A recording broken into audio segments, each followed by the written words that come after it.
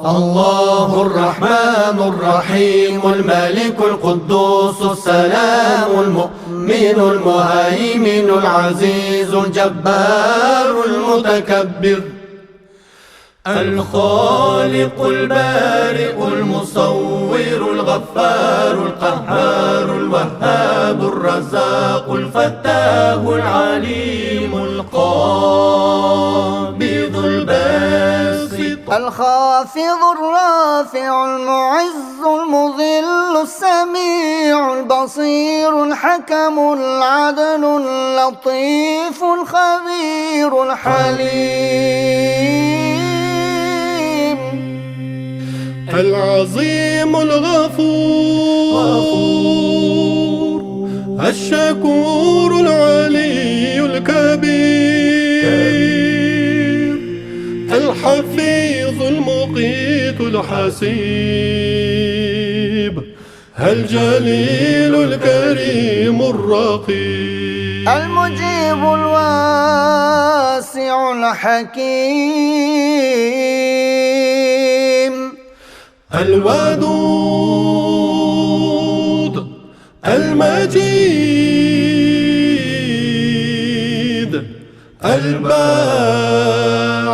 الشهيد الحق الوكيل القوي الله المتين الولي الله الحميد الله المحصي المبدئ المعيد الله المحيي المميت الحي القيوم الواجد الماجد يا الله الواحد الصمد القادر يا الله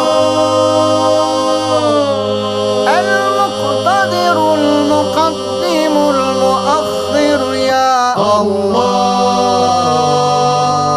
الأول الآخر الظاهر يا الله الباطن الوالي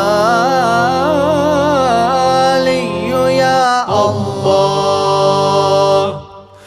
يا الله يا الله يا الله يا الله المتعال البر التواب المنتقم الغفور الرؤوف مالك الملك ذو الجلال والإكرام المقسط الجامع العلي المغني المانع الضار المانع الضار النافع النور الهادي البديع الباقي الوارث الرشيد الصبور. Assalomu alaykum qadrli xaloyiq. Kelganlaringizga ko'pdan ko'p rahmat, Alloh razı olsun aytamiz. Biz Emil Habibullah'ın ruhuna basma söz aytamiz. Biz jасы 74'ke kelgen bolатын. Bizge tarbiyesini berdi, үлгісін көрсетті. Осында қазақтың абыз ақсақалы ұстазымыз Исматулла Мақсұм ақсақал отыр. Сол кісінің алдында тәрбие көрді. Мен білетінде 2002 жылы ең алғаш осы жерге келіп осы кісілердің алдынан үлгі алғалы еді. Мен еш уақытта ол кісінің сахарда ұйықтап қалғанын көрген емеспін. Дәретсіз жүргенін көрген емеспін. Намазын қаза қылғанын көрген емеспін. Енді сол Құдайға жаққан қылығы болар, сол жасаған құлшылықтардың әсері болар. Кеше өткенде де, дүниеден, фәниден бақиға көшкенде де ешқандай қиналмастан, арабша сакаратил маут дейді. Адамдар жан тапсыратын уақытта сондай бір мастыққа ұшырайды, есін жоғалтады. Ол кісіде ондай нәрсе болған жоқ. Мас болса мүмкін қуаныштан басталды деп ойлаймын. Орыстар предсмертная агония дейді ғой, ондай заттардың ешқайсысы болған жоқ. Мен енді дәл жанымда бола алмадым. Інім қолымен аттандырып салды. Бұл кісі сол кетпестен бәленбай уақыттар, бәленбай жылдар бұрын айтып жүретін жататын жерін мені өлген уақытта анау Сырғауленің қасына алып барып жерлерсіңдер деп. Сосын кеше кетерімде де дәл осы нәрсені айтып жүрдім. Мен ең соңғы рет кеше амал туғаннан кейін енді біздің Маңғыстауда бәрі көрісіп барады ғой, сөйтіп үлкен кісіден рұқсатымды алып сол ауылға барып көрісіп кеттім. Көрісіп кеткен уақытта сол шығарып салды, сол соңғы көргенім екен. 31 күні, кешегі айдың 31 күні інім телефон соқты, тәтемнен айырылып қалдық деп. Сосын кейіннен айтып жатты қалай болды десем. Ол таңертең тұрған уақытта таңғы шайда айтып отырды. Түнде қысылдым деді. Себебі 30 күні, 30 март күні түнде шешем телефон соқты сағат 12-де. Тәтең саған Ясин оқысын деп жатыр деп. Сосын мен бір жарты сағатта Ясин оқыдым үздіксіз. Сол ар жақтан сол телефонды қосып қойып, сол Ясин оқыдым, содан кейін болды, бітті. Ертесіне түс ауа хабар келді. Енді төсек тартып жатып қалған ештеңе жоқ. Адам болғаннан кейін, жасы келген, ұлғайғаннан кейін енді адамда денсаулығында қалай болғанда да бір өкіс болады ғой. Жүрек ауырады, қан қысымы көтеріледі деген сияқты. Сонымен таңғы шайын ішіп болғаннан кейін төсегіне барып жатып, сөйтіп жатқан уақытта апам сырттан келіп еді. Сол кезде айтты дейді, осы жап-жаңа Сырға әулие келіп кетті. Біздің осы ауылдың қасында Сырға әулие дейтін бір төбенің басында жалғыз мола болатын. Ол бір 200 жылдық тарихы бар мола, жалғыз төбеде сол жалғыз мола бар. Біз өзі құттаймызда мола баққанда сол моланың айналасында қой бағып жүретінбіз. Сол Сырға әулие келіп кетті, оң иығыма басын қойып кішкене жатты. Қыр мұрынды, шашы ұзын, әдеміше қыз екен. Сол қазір ғана келіп кетті деп айтыпты. Сосын түскі ас дайындағанда түскі ас ішкен, шайын ішкен, өзі қазақта атау көре дейтін бар. Сіздер жақсы білесіздер, білмейсіздер. Адамның ең ақырғы өлеріне дейінгі ең ақырғы ішкен тамағын атау көре деп айтады. Сол атау көресі түскі ас екен. Сол түскі асты ішіп болғаннан кейін күнде әдет еді, күнші уақытта есіктің алдында креслода отыратын. Сол түскі асты ішіп отырған уақытта айтыпты, түнде Құдай Тағала менің жанымда алуға періштесін жіберді, бірақ Құдайдан жалғандық мұрсат сұрадым. Қазір алса екінші күнге түсіп кетейін бір, екінші күн пайғамбарымыз өсиетінде айтқан, екінші күні күллі жаман нәрселер жаратылған деп. Сол менің жаным екінші күні шықпасын, екінші күні жан тапсырмайыншы деп Құдайдан жалбарынып сұрадым. Түнде Құдай Тағала жанымды алған жоқ, Ясин оқыдыңдар. Енді Құдай қаласа қазір түс ауа 5-ның уақыты кіргеннен кейін жан тапсырам, дүниеден өтем. Мені жұма күні жерге қоярсыңдар, жаңа Сырға әулие келіп кетті, сол Сырға әулиенің қасына қоясыңдар. Сүйегіме свет қали кірсін, жууға дәреттеуге намазымды Күмісбай Ерлан оқысын деп бәрін айтып. Сосын түскі асты ішіп болғаннан кейін есіктің алдында отырғанда келін айтқан Тұрланға, ініме, тәтем шақырып жатыр, қысылып отырған сияқты, келші деп. Сосын есіктің алдына інім жүгіріп барса, кәлимасын айтып отыр екен дейді, креслода. Сосын тәте не болды, тағы да қысылып қалдың ба, ауырып тұрған жоқсың ба деп, дәрісін беріп, суын беріп едім. Ол суында да дәрінің де аса іше қойған жоқ. Сол кәлимасын айтып отыра берді, менің көтерілімде алып барып төсегіне салдым. Сол төсегіне салғанымша сол қолында кәлиманы айтып бара жатып үзілді дейді. Жан тәсілім болды. Сосын сол төсекке алып барып салдым, соның арасынша дәрігер келді. Дәрігер келгеннен кейін енді жан тапсырғанын мен өзім де көріп тұрмын, бірақ енді дәрігер келгесін олар мамандар ғой. Сол жерде әкеңіз жан тапсырды деп сол жерде нақтылап қағазын жазып беріп кетті дейді.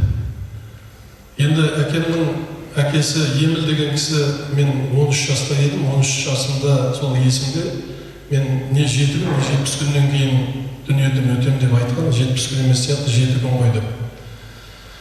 Сосын әкеме айтты, анау өзіңнің балаңды, ініңнің баласын, сосын анау баласының баласын әкелді, сүндетте мен бір қызықтап кетейін, ағайынның бәрі жиналсын, ағайынның ортасында бір отырайын.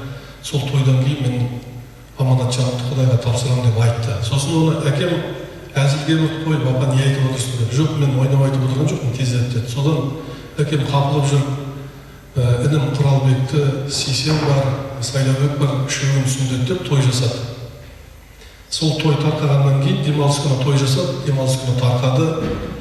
Дүйсенбі күні әкем еміл тым-тырыс жатты үйде күн ұзақ. Сосын дәл мынау әкеміз Хабибулла сияқты екінші күні түс қайта жан тапсырды, бесінші күні денесін жерге тапсырды. Ол кісі бір апта бұрын айтқан болатын. Оның әкесі Шәлеке деген кісі, ол кісі бір ай бұрын айтқан. Енді оны мен көзім көрген жоқ, бұл екі кісінің көріп тұрмын ғой енді көзім. Бұның бәрі Құдайдың ақ жолымен жүріп, түзу жүріп, төте сөйлеп, әділіне жүрген, Құдайдың зікірін көп айтқан, қолының тасбиығы түспеген, сахарын жібермеген, дәретсіз жер баспағаннан Құдайдың жарылқағанын деп білеміз. Қазір алдарыңызға баршаңызға қойып қойдым, мына жерде зәм-зәм су бір тасбиқтан сол әкеміз Емілі Хабибулладан сіздерге тәбәрік болсын деп қойып жатырмыз. Ал сіздерге келіп жатқан баршаңызға көптен көп рахмет, Алла разы болсын. Әкемізге дұғаңызды тигізіп, ол кісінің қабірде рухын шат-шадыман қылып, рухын пейіште шалқытуға сіздер себепкер боласыздар деп есептеймін. Қазір үлкен ұстазымызға қариға беріп خاتم القصة. أعوذ بالله من الشيطان الرجيم. بسم الله الرحمن الرحيم. قل هو الله أحد الله الصمد لم يلد ولم يولد ولم يكن له كفوا أحد.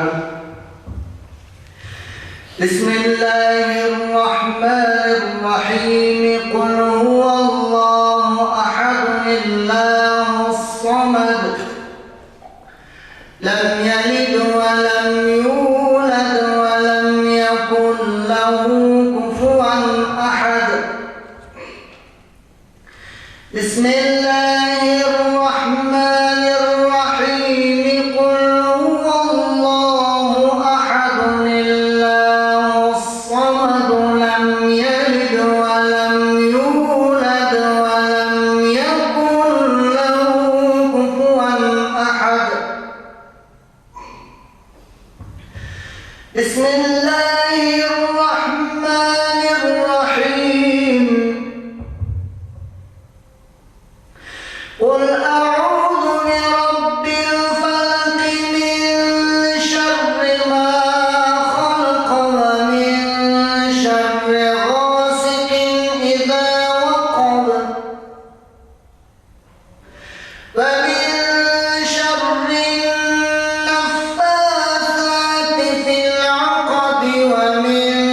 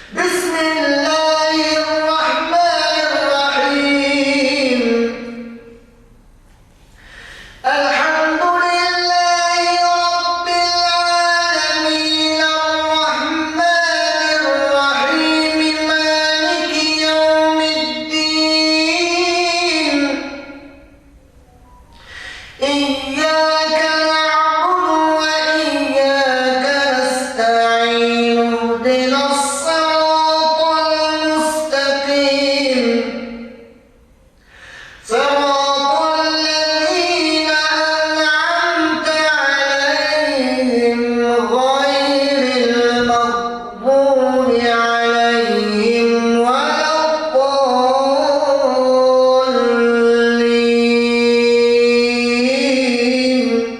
الله أكبر الله أكبر لا إله إلا الله الله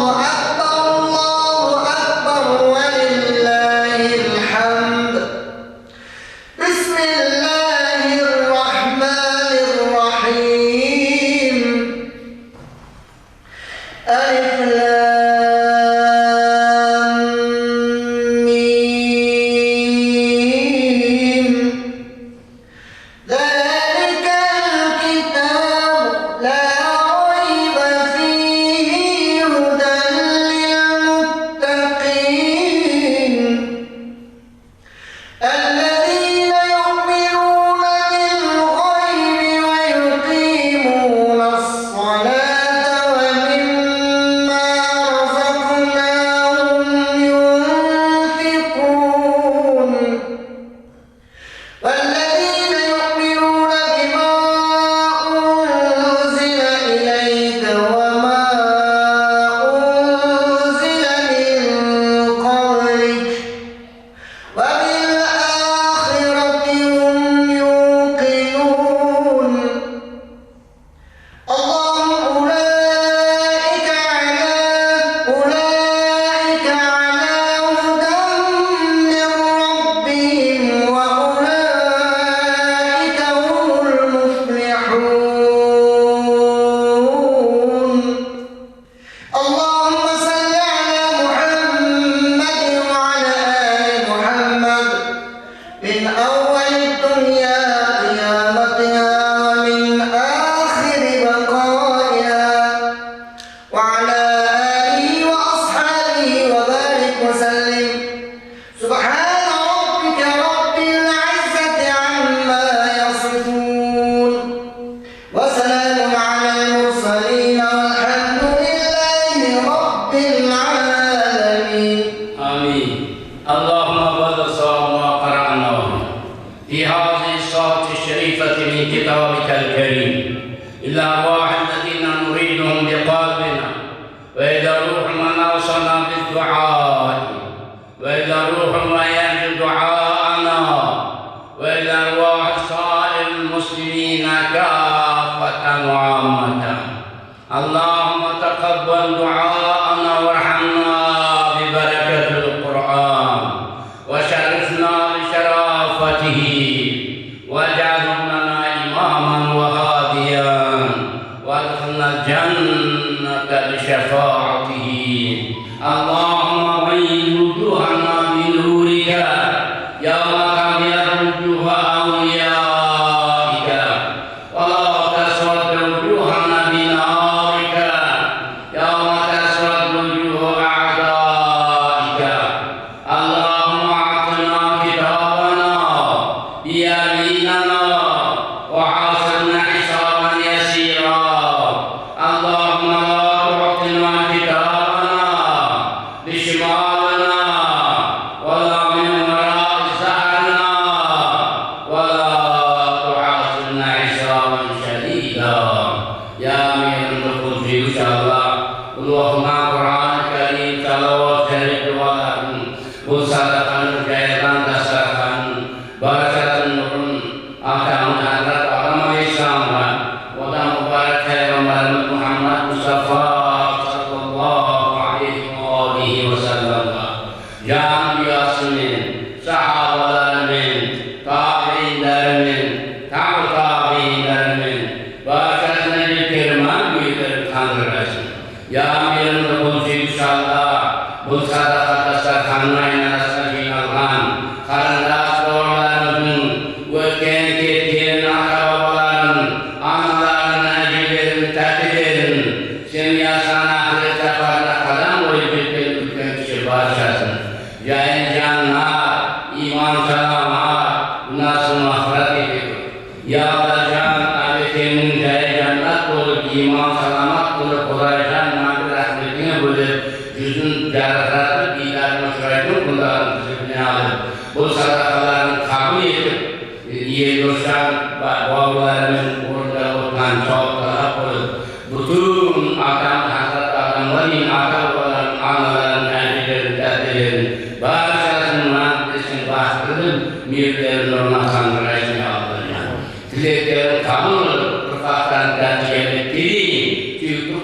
العين والحسن يا ربنا.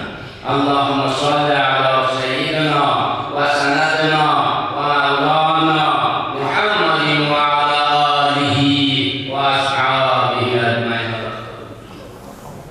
Sadakan dastarkandan demağızı maktan almadınız.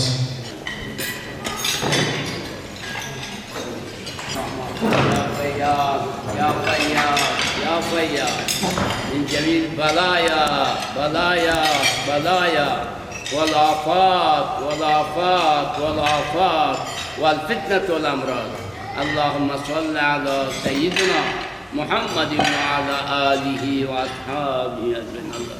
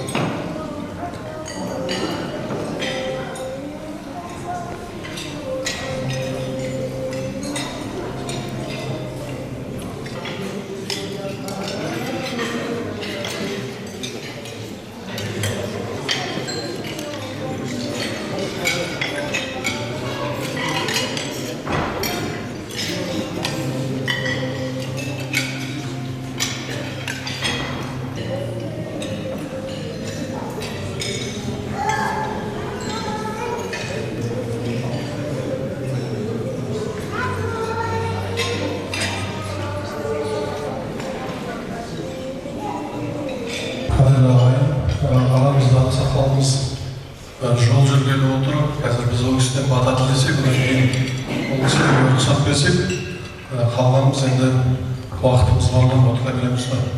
Атамыздан бата сұраймыз.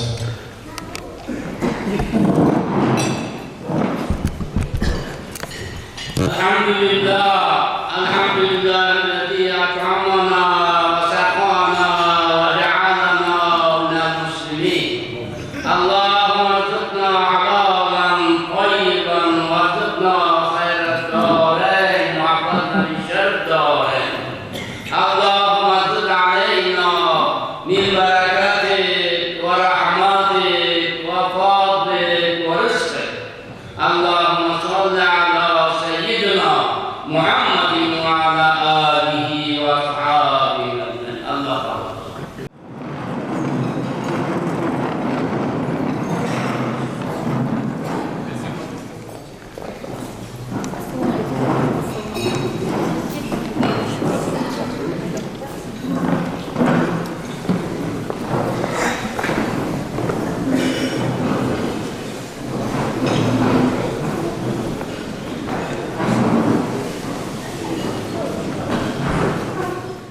Қадірлі ағайын, бір-біріміз лебізін білдіруге арамызда Саят ағамыз отыр, соның кісіге сөз бергім келіп тұр. Танымайтын жандар болса, Саят Ыбырай техника ғылымдарының докторы, халықаралық Нобель сыйлығының иегері, роботтық техникамен айналысады. Ағамызға сөз бергім келеді, себебі сөз берген адаммен. Тамақтарыңызды ішіп, отыра беріңіздер, емін-еркін ағайын. Ассалаумағалейкум, ардақты ағайын. Ал енді қазірдің егелеріне өткенде біз бейнемге де барып, қойып, үш күндігіне қатысып, атқарып келдік. Қабыл болсын, өліге иман қалғандарына, қалғанға салауат, істеріне берекет берсін, бала-шағасына артында қалған. Бір керемет аяулы жан еді. Бірінші рет 2002 жылы осы Исматулла Қари атамыздың медресесіне алғаш келгенде Нарынбай Тақсырдың қасында отырған бейнесі көз алдында, сонда осы 40-тан шыққан кез екен ғой. Ерекше жасарып, нұрланып отырған кезі.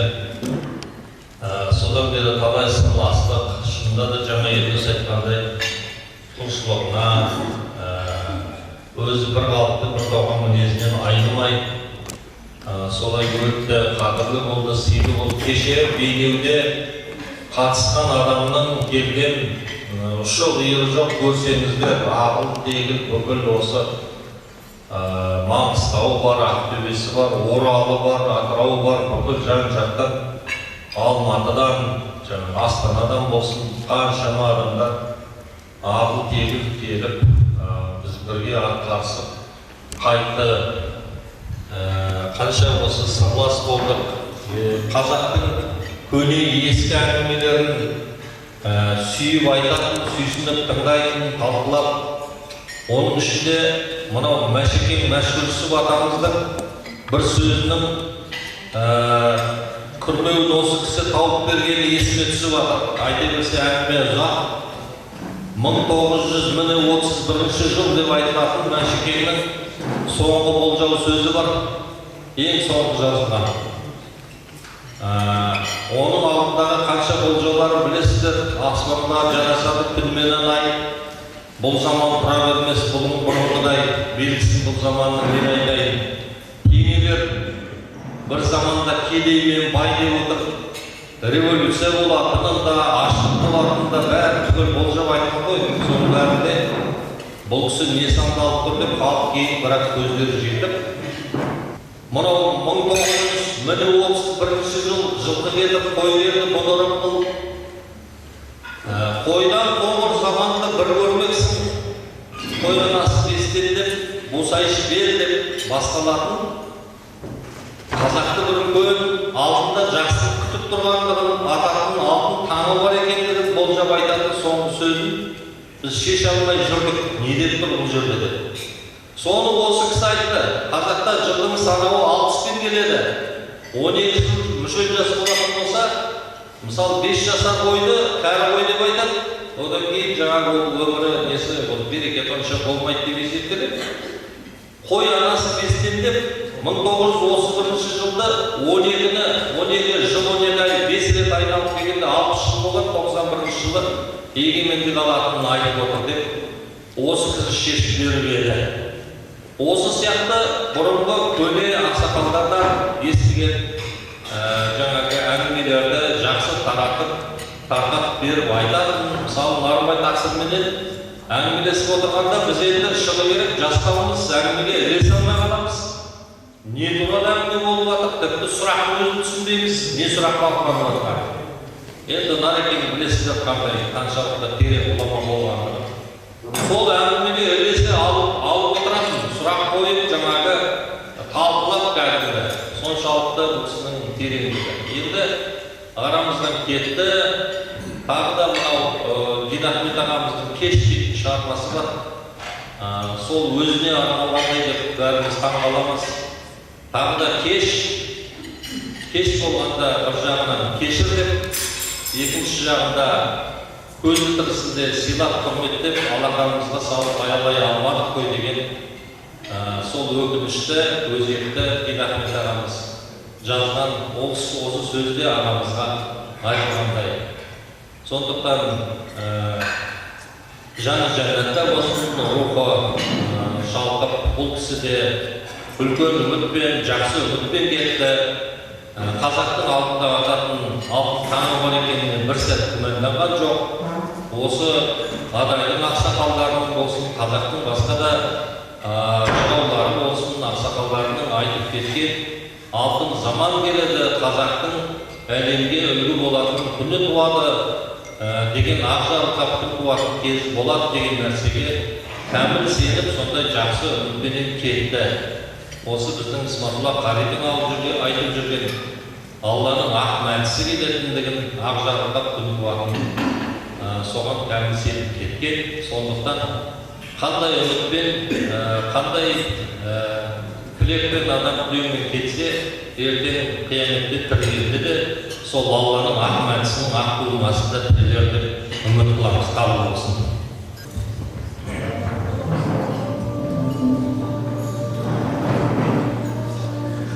Алла қазақ қайырлы болсын, Алланың жарылқасын ағамызбен тәмдес болдық, сұхбаттас болдық. Ары бері Түркістаннан өткенде үйімізде де дастархандас болып, жаңа Сайқаның өнерін Сайқа айтып отыр.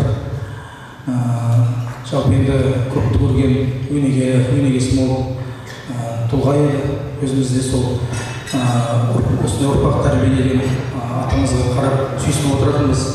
Алланың жарылқасын. Әмәнда артындағылардың ұрпағына Алла өзінің тура жолын нәсіп етіп, екінен бар жақсыны нәсіп етсін. Ол кісінде бар жай бейішіліктері болып, әмәнда осы жүз жарқын болып, Алланың нұрына ұшына берсін. Алланың жарылқасын.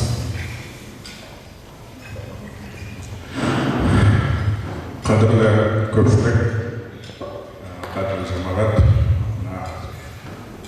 Әбу ағамыздың жатқан жер жайлы болсын, алдынан жарылқасын. Ең алғаш ағамыздың 1999-жылы көрдік.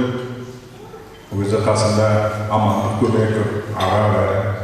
Мынау жақсы нәрсеге ілесе білу, жасы өткен егде адамдарға аурулау болады.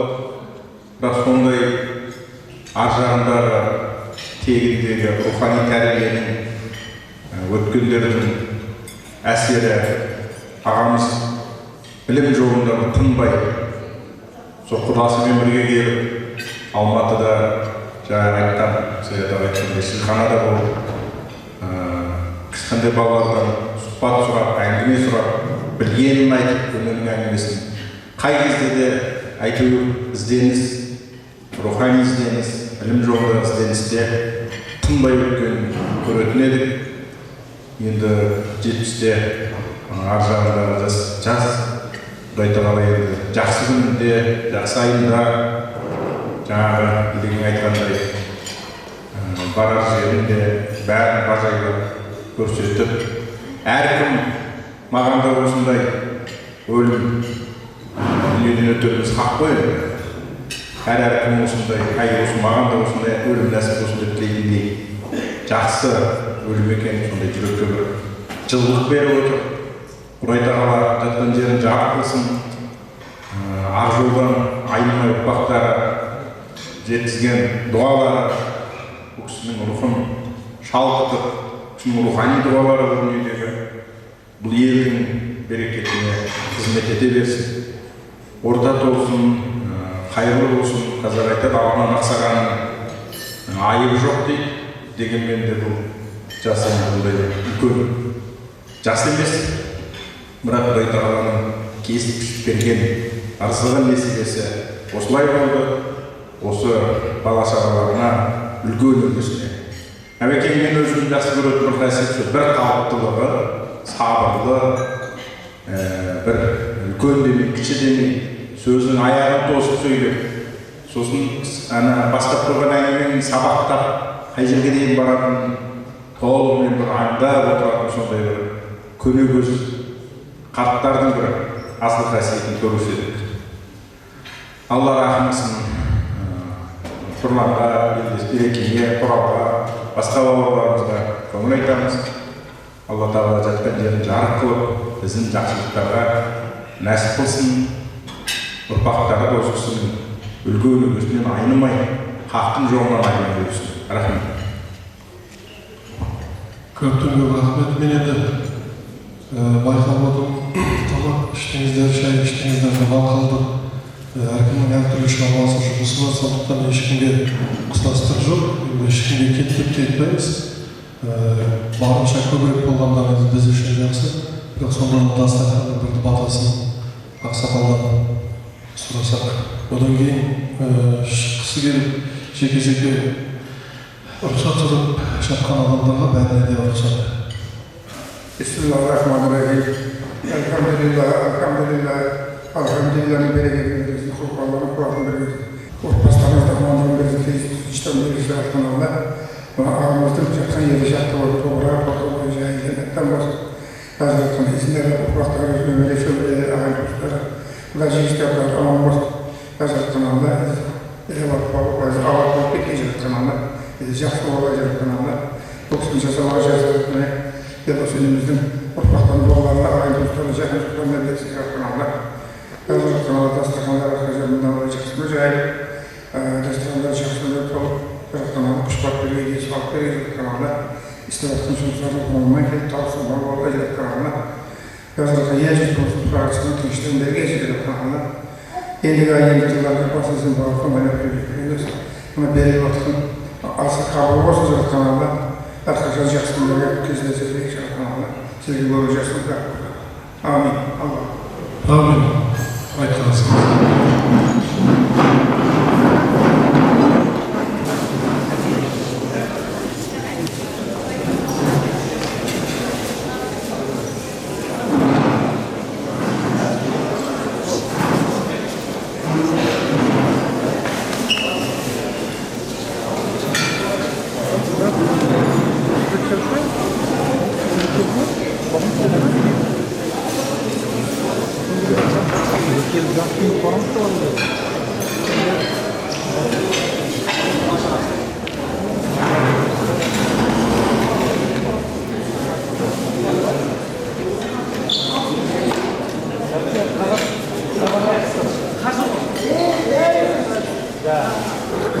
Жоғалма.